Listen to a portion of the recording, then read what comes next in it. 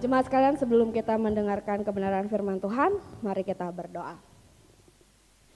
Ya Tuhan, kami percaya saat ini Engkau hadir di tengah-tengah kami, ingin menyatakan kehadiran-Mu, menyatakan kehendak-Mu bagi setiap kami. Ya Allah Roh Kudus, mampukan kami untuk boleh mendengar suara Tuhan. Engkau yang melembutkan hati kami, memampukan pikiran kami, memahami apa yang Engkau ingin kerjakan dalam hidup kami. Berikan kami kemampuan, kerinduan untuk hidup di dalamnya.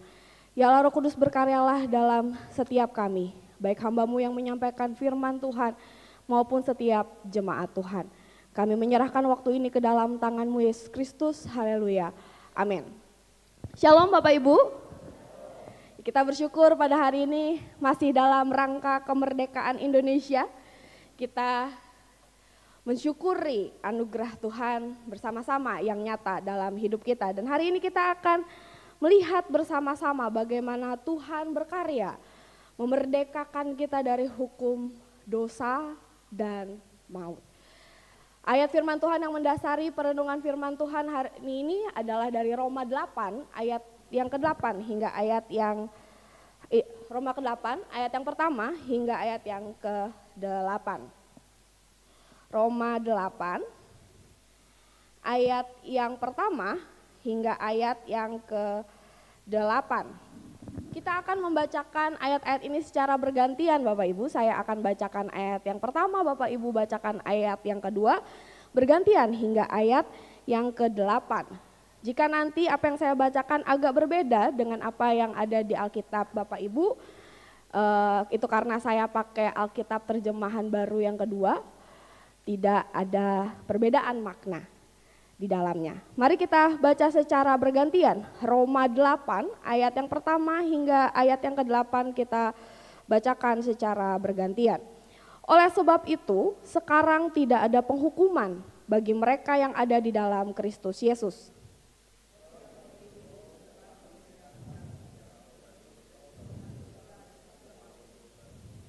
Sebab apa yang tidak mungkin dilakukan oleh hukum Taurat karena tidak berdaya oleh tabiat daging, telah dilakukan oleh Allah dengan mengutus anaknya sendiri dalam daging yang serupa dengan daging yang dikuasai dosa.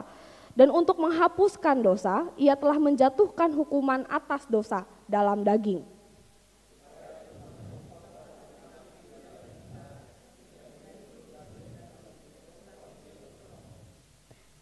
Sebab mereka yang hidup menurut tabiat daging memikirkan hal-hal yang dari keinginan daging. Mereka yang hidup menurut roh memikirkan hal-hal yang dari roh.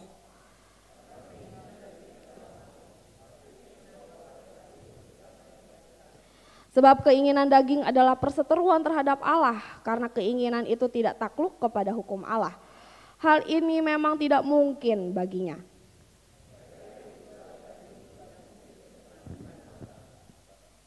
Berbahagialah setiap kita yang telah membaca, merenungkan, dan rindu untuk melakukan kebenaran firman Tuhan hari lepas hari. Bapak Ibu, di masa yang lampau, di Kekaisaran Romawi, terutama raja-raja yang jahat, berusaha untuk mengendalikan kejahatan dengan menerapkan hukum-hukum yang bisa dikatakan kejam, supaya orang-orang yang melakukan kejahatan, melakukan kriminal di wilayah kekuasaan Romawi jera. Tetapi juga efek jera itu tidak hanya dialami oleh pelaku kriminalitas tersebut, tetapi juga oleh masyarakat yang menyaksikan hukuman tersebut. Salah satu hal yang dilakukan oleh Kekaisaran Romawi pada masa itu, hukuman yang diberlakukan bagi seorang pembunuh adalah pelaku pembunuhan tersebut akan dihukum dengan cara diikat dengan mayat korban pembunuhannya. Saya berusaha mencari gambar yang bisa menjelaskan apa yang terjadi, tetapi tidak bisa, tidak ada.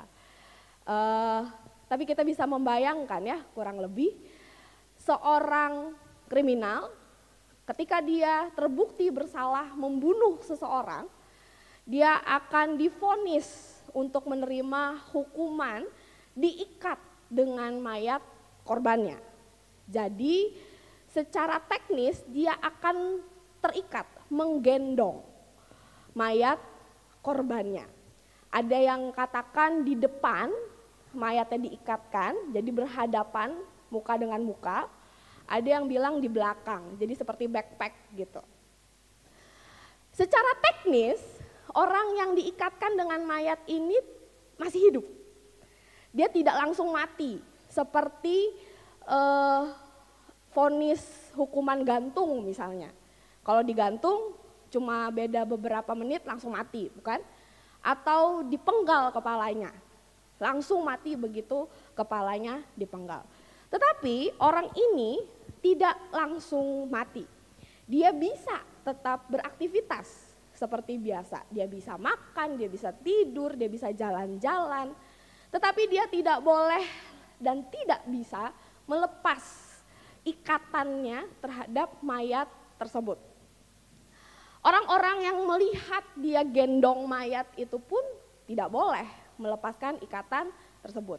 Akan mendapatkan hukuman lagi jika mereka berusaha membantu terhukum ini. Tetapi Bapak Ibu bisa bayangkan apa yang akan terjadi jika seseorang hidup terikat dengan mayat. Lama-kelamaan jenazah tersebut pasti akan membusuk, bukan? Orang ini akan menghirup udara yang dihasilkan oleh pembusukan mayat ini. Orang ini akan dijalari oleh serangga-serangga yang turut mengurai mayat ini. Orang ini akan bersentuhan langsung dengan apapun yang kemudian luruh dari mayat ini. Sehingga lama-kelamaan orang ini akan terkena infeksi. Seberapapun sehatnya orang ini, seberapa baik pun bugarnya tubuhnya, seberapa sehat makanan yang dia makan, kalau dia hidup bersama-sama dengan mayat itu lama-lama dia akan mati. Dan kematian ini sangat mengerikan karena dia jadi diizinkan untuk mati pelan-pelan. Dia mulai dari kena infeksi dulu, sakit dulu, baru kemudian meninggal pelan-pelan. Mengerikan sekali bukan Bapak Ibu hukuman ini. Bapak Ibu, gambaran terikat dengan mayat ini rupanya yang kemudian dibayangkan oleh Paulus ketika dia menuliskan Roma 7 ayat 24. Satu pasal sebelum pasal yang kita baca tadi. Aku manusia celaka. Siapakah yang akan melepaskan aku dari tubuh maut ini? Ketika Paulus tulis melepaskan aku dari tubuh maut ini, Paulus sedang memberikan gambaran yang dimengerti oleh orang-orang saat itu. Ada orang-orang hukuman yang terikat dengan tubuh yang sudah mati. Dan dia akan ikut mati lama-kelamaan dengan tubuh yang terikat dengan dirinya tersebut.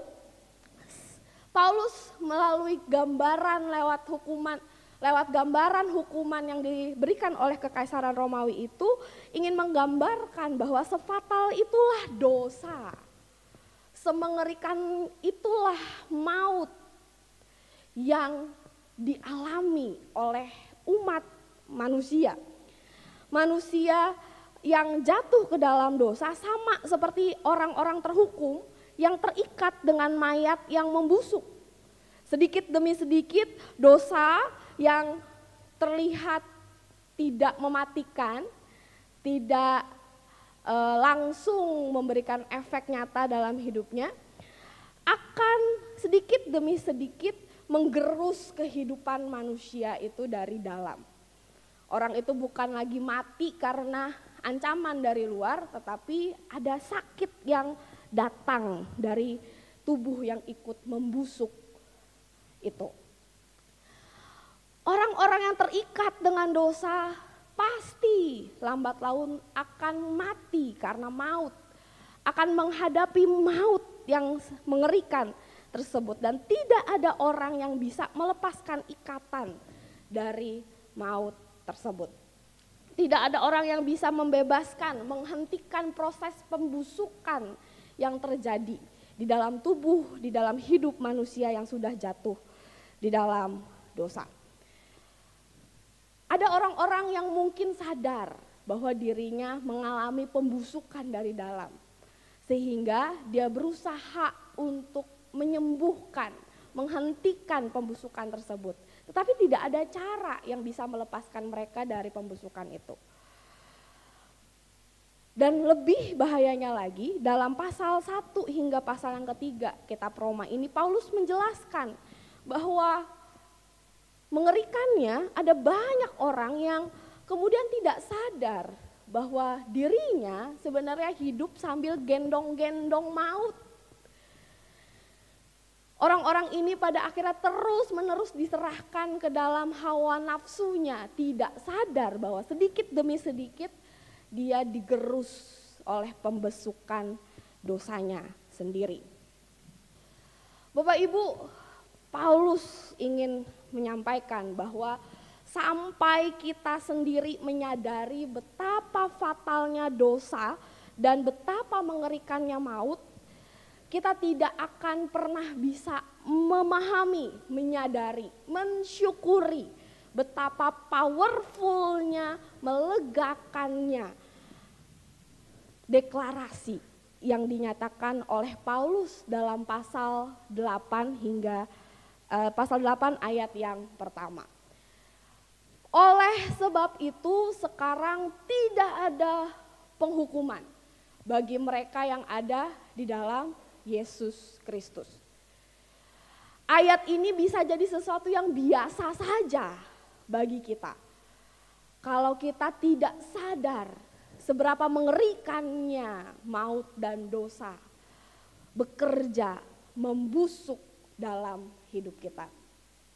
Sebaliknya, kalau kita sadar seberapa fatalnya, seberapa mengerikannya maut itu bekerja dalam hidup kita, baru kita sadar bahwa ketika ada orang yang bilang tidak ada lagi penghukuman bagimu, itu sangat-sangat melegakan, sangat-sangat membebaskan. Paulus memproklamirkan sekarang tidak ada penghukuman bagi mereka yang ada di dalam Yesus Kristus. Apa artinya tidak ada penghukuman, Bapak Ibu? Tidak ada penghukuman. Ketika Paulus tulis kata penghukuman, Paulus sengaja memilih kata katarisma. Ada istilah dalam bahasa aslinya yaitu katarisma. Kalau diterjemahkan secara langsung artinya adalah hukuman mati. Tetapi kalau kita bedah arti akar katanya, Bapak Ibu, kita akan mendapati bahwa katarisma itu adalah kata yang dibentuk dari dua kata utama, yaitu kata dan risma. Kata itu artinya turun dari, dan risma itu artinya vonis. Kata risma itu kalau digabungkan, maka akhirnya ada vonis tetapi tidak perlu dilakukan, karena kata risma itu artinya tindakan dari vonisnya. Seseorang divonis hukuman mati, itu keputusan, status sebagai hukuman terhukum hukuman mati. Tetapi kata risma itu adalah tindakan, kelanjutan, follow up dari vonis tersebut. Kalau orang divonis hukuman mati, maka kata rismanya adalah dia ditembak atau dipenggal atau diracun. Ada tindakan yang memenuhi vonis tersebut. Itu kata risma. Ketika Paulus bilang tidak ada penghukuman lagi, Paulus sedang mengatakan bahwa kita memang sudah menerima vonis sebagai orang-orang yang terhukum mati. Tetapi kita tidak perlu menanggung hukuman dari vonis tersebut. Kita memang adalah orang-orang yang berdosa dan vonisnya adalah maut. Tetapi sekarang tidak ada lagi hukuman itu bagi kita. Kenapa tidak perlu lagi kita menanggung hukuman dari vonis mati tersebut, Bapak Ibu? Karena ada hukum roh yang memberi hidup, yang telah memerdekakan kita dalam Yesus Kristus.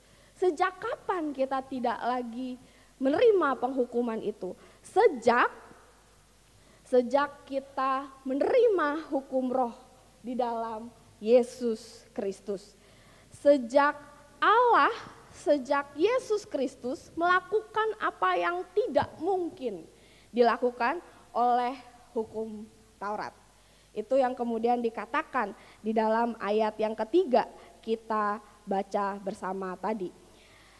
Kita tidak perlu lagi menerima penghukuman dari vonis kita. Karena ada Yesus Kristus yang telah melakukan apa yang tidak mungkin dilakukan oleh hukum Taurat. Bapak Ibu,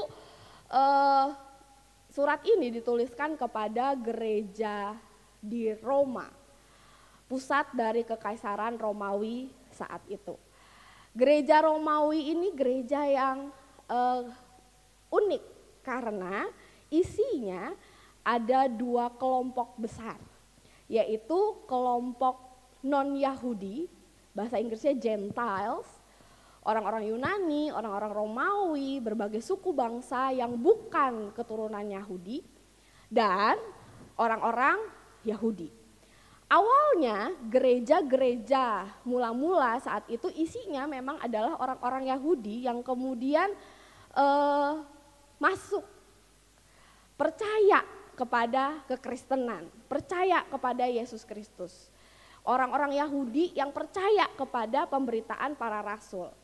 Tetapi kemudian semakin para rasul memberitakan Injil, Injil bukan hanya diterima oleh orang-orang Yahudi, tetapi juga kepada orang-orang non-Yahudi. Tetapi di gereja Romawi pernah ada satu masa seorang raja yang jahat itu menuduh menuduh orang Yahudi melakukan kejahatan di tengah-tengah kota Roma. Sehingga semua orang Yahudi harus keluar dari kota Roma. Sehingga pada satu masa gereja di Roma isinya cuma orang-orang non-Yahudi. Tapi kemudian setelah beberapa masa akhirnya raja itu berganti dan orang-orang Yahudi bisa lagi tinggal di kota Romawi. Jemaat-jemaat gereja Romawi keturunan Yahudi pun akhirnya kembali ke dalam gereja. Disitulah terjadi pertentangan Bapak Ibu. Orang-orang yang Gentiles, non-Yahudi itu terbiasa untuk menyembah, melayani, ya sudah bebas. Tidak perlu lagi melakukan peraturan dan hukum-hukum Taurat. Mereka menyembah, belajar firman Tuhan, makan perjamuan, mereka melakukan ibadah dan pelayanan tanpa terikat dengan hukum-hukum Taurat. Mereka tidak perlu makan makanan yang halal, mereka tidak perlu disunat, mereka tidak perlu menjaga hukum kosher, hukum halal dan haram. Mereka tidak melakukan itu semua. Tetapi kemudian orang-orang Yahudi masuk. Meskipun mereka orang Kristen, tetapi mereka masih memelihara hukum-hukum tersebut. Mereka disunat ketika anak laki-laki lahir. Mereka menjaga makanan, mereka jaga kehidupan dengan hukum kosher, halal dan haram. Mereka berusaha menjaga kekudusan hidup melalui hukum-hukum Taurat, peraturan-peraturan Taurat. Nah, dua kelompok ini bertemu di gereja dan mereka bertentangan satu sama lain. Yang satu bilang, ngapain sih ribet amat, harus disunat, harus jaga makan. Kita ini loh udah bebas di dalam Tuhan Yesus, kita mau makan apa aja boleh. Kita mau disunat atau nggak disunat, kita tetap diselamatkan oleh Tuhan. Tetapi orang-orang yang keturunan Yahudi bilang, hei, kamu sudah diselamatkan oleh Tuhan untuk melakukan hukum Tuhan. Lakukan hukum-hukum yang sudah Tuhan berikan dengan setia, itu tandanya kamu anak-anak Tuhan. Peraturan ini adalah tandanya kamu hidup sebagai anak-anak Tuhan. Pada akhirnya terjadi perpecahan, terjadi ketegangan di tengah-tengah orang-orang ini. Dan di tengah-tengah ketegangan itu Paulus menuliskan surat ini. Paulus berkata pada akhirnya bahwa semua orang tidak bisa membebaskan diri mereka sendiri. Hukum Taurat Tuhan berikan kepada umat Allah bukan untuk membebaskan, tetapi untuk memperkenalkan standar Tuhan, untuk menjadi cermin bagi bangsa Israel bahwa nih lu udah cocok belum sama image-nya Tuhan. Kamu sudah cocok belum dengan kekudusannya Tuhan? Nih ngaca nih pakai hukum Taurat. Hukum Taurat bukan dimaksudkan sebagai jalan keselamatan, tetapi jalan untuk mengenal Allah dan cara Allah menyelamatkan. Kenyataannya tidak semua orang bisa mengikuti standar yang sudah Tuhan tetapkan. Bahkan termasuk orang-orang Yahudi sekalipun. Tidak ada orang yang sanggup untuk mengikuti standar kekudusan Tuhan. Tidak ada orang yang sanggup untuk memenuhi tuntutan Taurat. Tuntutan Taurat bukan hanya baik, tetapi harus sempurna. Tidak ada yang sanggup. Karena manusia tidak berdaya atas kedagingan. Karena manusia sama seperti tadi gambaran orang yang terhukum di awal tadi. Selalu hidup di dalam perhambaan akan dosa. Dia tidak bisa hidup di luar dosa, dia tidak bisa menolak keinginan-keinginan dagingnya yang sudah terpengaruh oleh dosa. Manusia tidak bisa melakukan Taurat, hukum Taurat, tuntutan Tuhan dengan tepat. Sehingga manusia tidak akan mencapai kekudusan yang Tuhan harapkan. Manusia tidak akan bisa melepaskan ikatan dirinya dari dosanya. Tetapi syukur kepada Allah Bapak Ibu, Yesus Kristus telah mati, menanggung segenap hukuman yang harusnya ditanggung oleh manusia. Maut yang harusnya diikatkan kepada tubuh manusia yang berdosa pada akhirnya ditanggung oleh Yesus Kristus.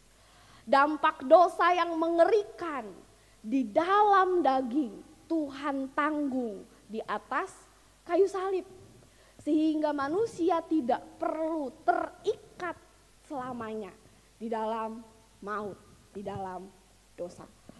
Yesus Kristus memastikan bahwa tuntutan hukum Taurat sudah penuh ditanggung oleh dirinya sendiri.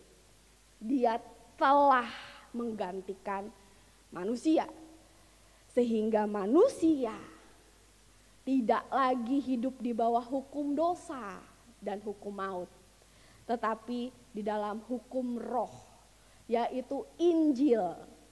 Apa itu Injil? Injil adalah ini. Yesus Kristus mati buat kita. Kematian Yesus Kristus cukup untuk menanggung segala beban dosa yang terikat bagi kita. Tidak ada yang perlu ditambahkan untuk bisa memastikan janji Tuhan, keselamatan dari Tuhan tetap berlaku bagi kita. Sampai di sini Bapak Ibu, apa artinya kebenaran ini bagi kita? Apa artinya kita sudah merdeka dari hukum dosa dan maut? Apa artinya Tuhan Yesus telah menanggung dosa kita? Apa artinya Tuhan Yesus sudah menggantikan kita sehingga kita tidak perlu lagi dihukum atas dosa-dosa kita. Bapak Ibu, artinya kita merdeka dari maut adalah kita tidak perlu lagi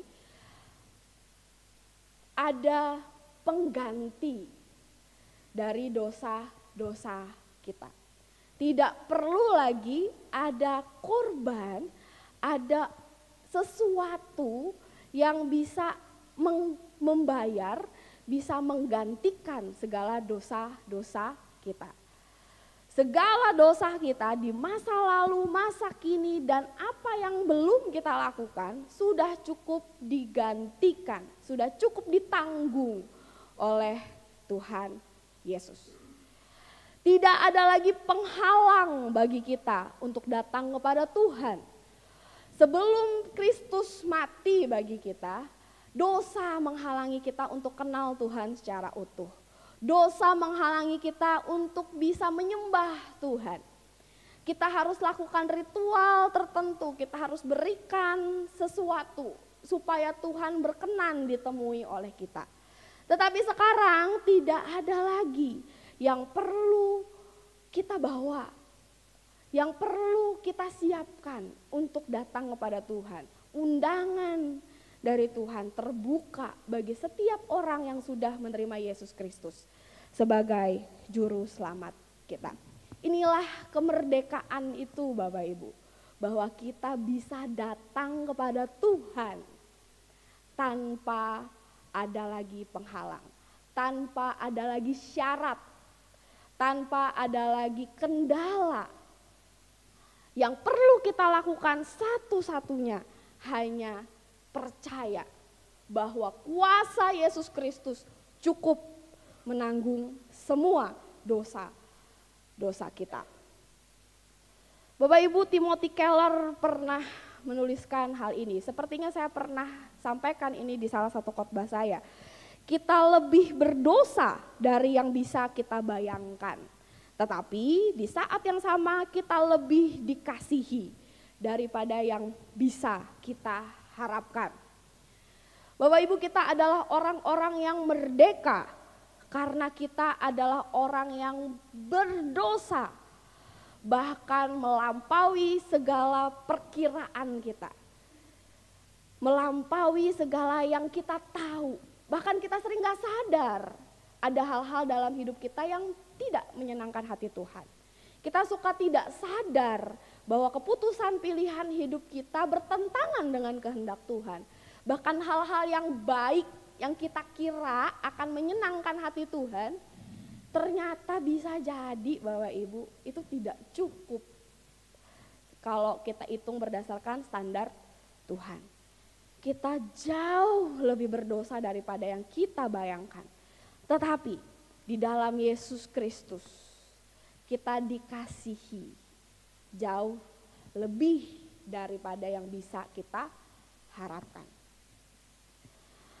Roma 8 ayat ke-3 ayat yang ke-13 Bapak Ibu mengatakan bahwa sebab kamu tidak menerima roh perbudakan yang membuat kamu menjadi takut lagi, tetapi kamu telah menerima roh yang menjadikan kamu anak-anak Allah. Oleh roh itu kita berseru, ya Aba, ya Bapa. Kita tidak perlu takut lagi sama Tuhan. Tuhan kita bukan pribadi yang ditakuti ketika kita datang. Kita tidak takut dihukum lagi, tetapi kita bisa dengan damai sejahtera datang kepada Tuhan dan percaya bahwa saya layak untuk disebut sebagai anak-anak Tuhan.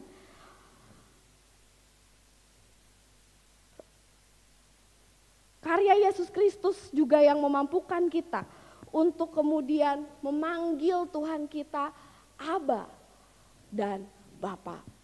Kita adalah anak-anak yang merdeka untuk hari ini datang, bernyanyi meskipun minggu lalu kita sudah pernah bohong. Kita adalah anak-anak Tuhan yang bisa berdoa meskipun ketika setelah kita berdoa, baru selesai kata amin, kita kembali lakukan apa yang kita mau, bukan apa yang Tuhan mau. Kita bisa datang melayani Tuhan, meskipun kita adalah orang-orang yang tidak melayani Tuhan dengan sempurna. Pelayanan kita bisa salah, kita bisa konflik dengan orang-orang yang melayani dengan kita. Kita bisa melakukan pelayanan sesuai dengan maunya kita, bukan sesuai dengan maunya Tuhan. Kita adalah orang-orang yang tidak sempurna, tidak akan bisa menyelesaikan pelayanan dan tuntutan hidup kita dengan sempurna. Tetapi Tuhan tetap mau dipanggil Bapa oleh kita. Kita tetap jadi anak dari Tuhan yang mengasihi kita. Kita tidak lagi hidup di dalam ketakutan, tetapi kita bebas hidup sebagai anak-anak Allah. Maka di dalam hidup yang sudah merdeka ini, apa yang harus kita lakukan Bapak Ibu? Kita tidak lagi hidup di dalam daging, tetapi hidup di dalam roh. Itu terus menerus diulang Bapak Ibu. Dari ayat 1 bahkan hingga ayat 16, satu perikop. Bukan hanya sampai ayat 8 yang tadi kita baca, tapi sampai akhir perikop dari bagian yang tadi kita baca. Di ayat 13 Tuhan bilang, jika oleh roh kamu ayat 13, sebab jika kamu hidup menurut keinginan daging kamu akan mati, tetapi jika oleh roh kamu mematikan perbuatan-perbuatanmu, tubuhmu kamu akan hidup. Di ayat yang ke-5, bagian yang B, mereka yang hidup menurut roh memikirkan hal-hal yang roh. Ayat 6, sebab keinginan daging adalah maut, tetapi keinginan roh adalah hidup dan damai sejahtera.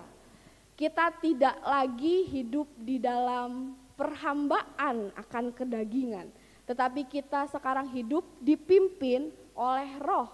Kita dimerdekakan, dimampukan untuk bisa memilih apa yang berkenan di hadapan Tuhan. Bapak Ibu, ada satu quotes yang sering saya kutip dalam beberapa khotbah saya. Apakah saya pernah pakai quotes ini di sini? Saya agak lupa. Mungkin di KP pernah.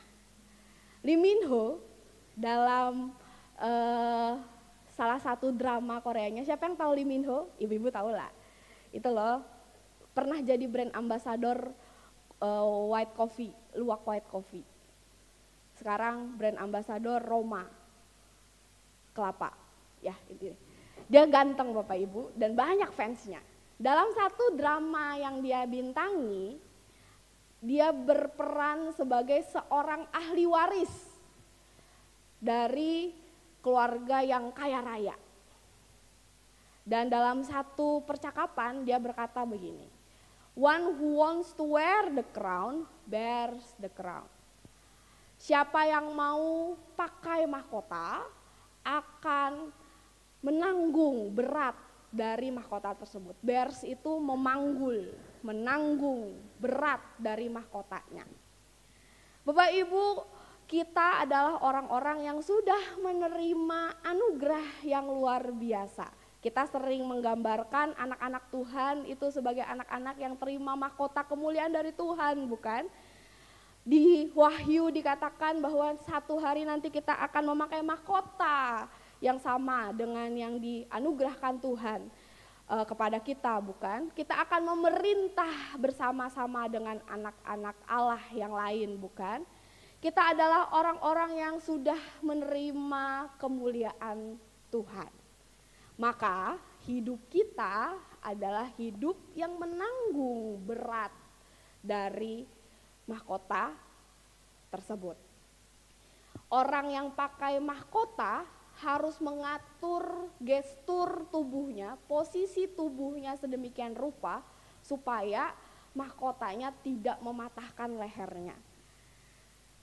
mahkota cuma 1,5 kilo, kalau kita mengatur tubuh kita salah, kita nunduk sembarangan, kita duduk sembarangan, kita gerak sembarangan, berat 1,5 kilo cukup untuk mematahkan leher kita, Bapak Ibu. Tetapi orang-orang yang pakai mahkota sadar bahwa cara duduk, cara nengok harus diatur supaya pas dengan mahkota yang dipakai. Bapak Ibu, kita adalah orang-orang yang menanggung beban dari mahkota kita. Tapi puji Tuhan, beban dari mahkota kita pun adalah beban yang kita tanggung bersama-sama dengan Yesus Kristus. Beban yang Tuhan berikan bagi kita enak, karena kita akan diarahkan sesuai dengan keinginan Roh. Beban kita adalah kita akan diarahkan terus-menerus oleh Tuhan. Bagaimana cara kita menggerakkan seluruh arah hidup kita akan dipimpin oleh Roh. Beban kita adalah kita akan terus-menerus dikuduskan, dikikis kedagingan kita. Supaya apa yang kita pikirkan, kita rasakan, kita inginkan sesuai dengan apa yang dipikirkan, dirasakan, diinginkan oleh Yesus Kristus. Kita adalah orang-orang yang sudah merdeka dan dianugerahkan mahkota bagi kita. Mari kita tanggung beban kita. Kita siap untuk diarahkan terus-menerus, menanggalkan kedagingan kita, memastikan cara kita bergerak, cara kita hidup sesuai dengan keinginan Allah kita. Mari kita berdoa.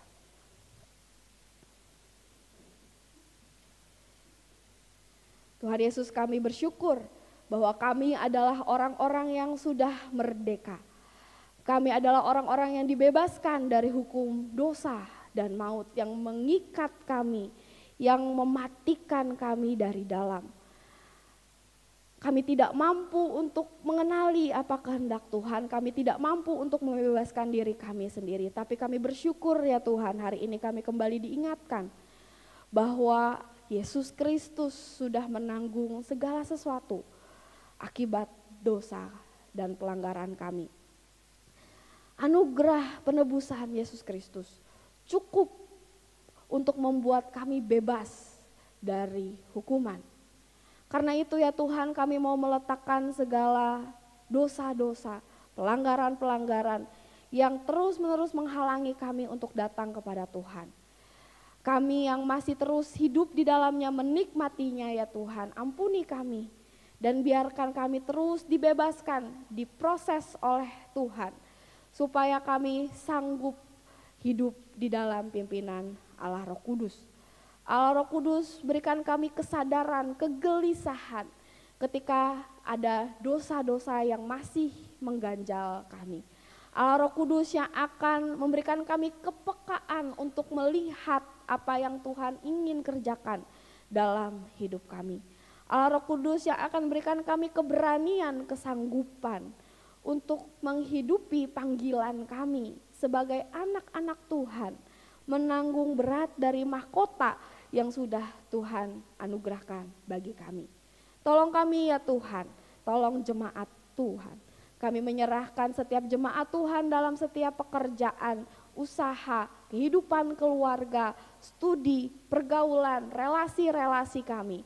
Biarlah Tuhan dalam setiap hal yang kami kerjakan, kami menyatakan kemerdekaan, kemuliaan Tuhan nyata dalam hidup kami. Terima kasih Tuhan Yesus, kami telah berdoa, haleluya, amin.